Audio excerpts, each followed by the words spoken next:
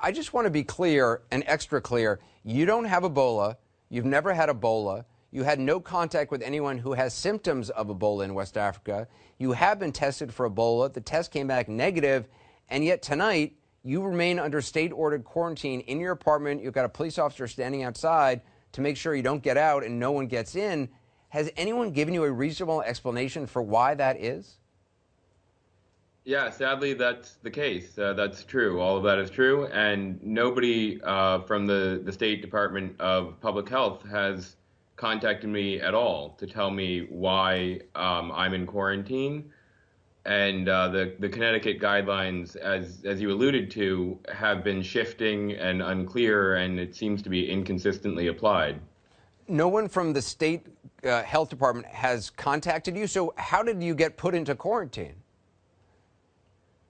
the While I was at the hospital, the one of the doctors actually handed me a quarantine note that had been signed by the commissioner of public health in Connecticut, and so that was how I learned about it. So, I mean, does it shock you that this has happened to you, that the state can just do this to you?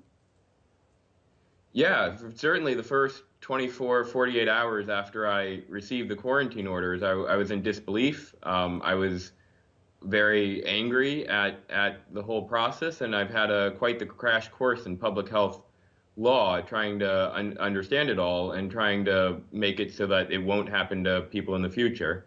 You know, I've been tweeting about this a lot over the last 24, 48 hours, and some of the response I've got, people say, well, look, it's just out of an abundance of caution, the government has the right to just lock you up, keep you holed up in your house or wherever in a tent for 21 days. It's not pleasant, but it's just out of an abundance of caution. It's going to protect everybody else. Does that make any sense to you?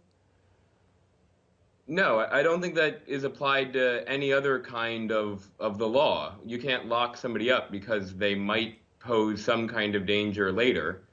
Um, it's unfortunate in this country right now that the public health law is very vague in a lot of states, and it's just not clear what the government can and can't do.